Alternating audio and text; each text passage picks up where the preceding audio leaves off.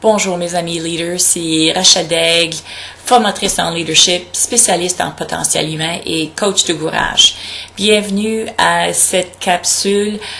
Le thème pour le mois de février, c'est le focus. Donc déjà avec la nouvelle année qui est bien entamée, on voit que les gens reprennent leur cadence régulière malgré les bonnes intentions de déclaration de nouveaux débuts. Donc, c'est pour ça que j'ai choisi le focus pour le mois de février. John Maxwell nous dit que le plus gros écart dans la vie est entre ce qu'on sait et ce qu'on fait. Ceci est certainement très vrai et très présent en ce qui concerne le focus. Étant vétéran entrepreneur, je sais que vous savez quoi faire. Mais je vais vous partager ces suggestions, pas parce que vous ne savez pas quoi faire, mais juste pour le faire le rappel, à cause de cet écart entre qu'est-ce qu'on sait et qu'est-ce qu'on fait. Donc, voici souvent une des questions qu'on se pose, c'est justement, est-ce que je le sais? Et puis si la réponse est oui, on arrête d'écouter. Mais une meilleure question que je vous donne le défi de vous poser, c'est à quel point vous êtes bon à ces différents concepts. Puis qu'est-ce qui arriverait dans votre vie si vous augmenteriez le niveau de maîtrise à quel point vous l'appliquez dans votre quotidien? Qu'est-ce qui arriverait à votre résultat, à votre entreprise, à la quantité de clients que vous développez? Donc, j'ai 4 suggestions à vous proposer en ce qui concerne reprendre le focus. Donc, le premier, c'est le principe de Pareto. Le concept que 80% de notre chiffre d'affaires vient de 20% de notre clientèle, que 80% de nos clients viennent de 20% de nos efforts de marketing.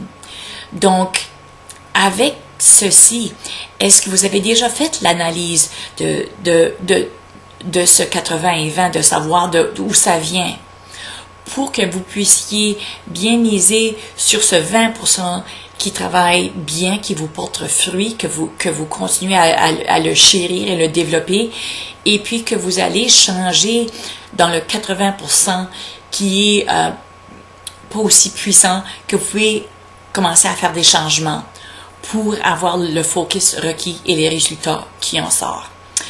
Numéro 2, priorité d'importance. Pour moi, quand je saute cette étape ici, je tombe à faire des choses qui sont faciles, qui sont courtes et qui sont plaisantes. Et encore pire, à la fin de la journée, je me complimente en regardant toutes les choses que j'ai accomplies. Je me fais croire que c'était vraiment c'est une journée productive. Elle a été remplie, mais était-elle vraiment aussi productive? Donc, est-ce que j'enligne les choix de qu'est-ce que je fais avec mes gros buts?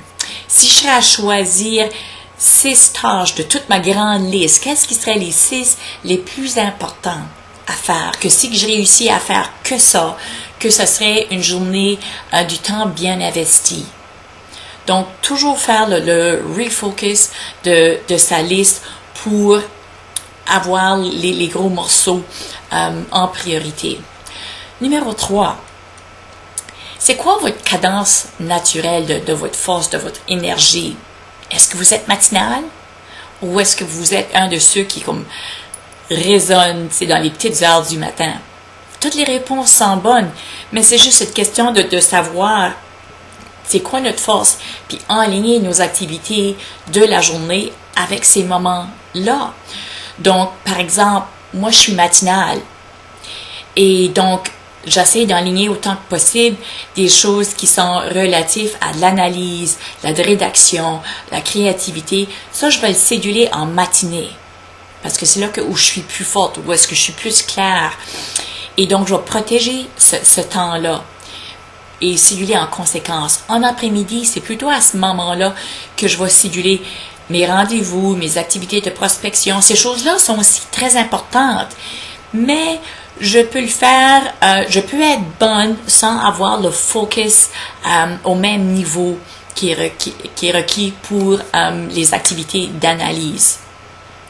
Moi, je sais que je peux faire en 1 heure le matin un développement de contenu, et puis la même activité, ça va me prendre 2 heures en après-midi.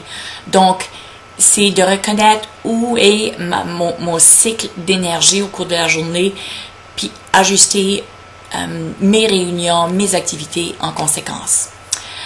La 4e suggestion, c'est quelles de vos activités sont des choses qui sont solo versus les items qui requièrent qu'un client réponde au téléphone. Donc, lorsqu'on arrive à la fin de la journée, puis on a encore X nombre d'appels à faire, on a 2 heures de travail et de reste à faire, puis 1 heure de bureau. Mais le travail qu'on a à faire requiert qu'il y a quelqu'un qui répond au téléphone à l'autre bout. Bien, c'est le temps d'inverser, de regarder à ça et d'inverser pour que je peux pas appeler les clients après 5 heures. Ils vont plus être là.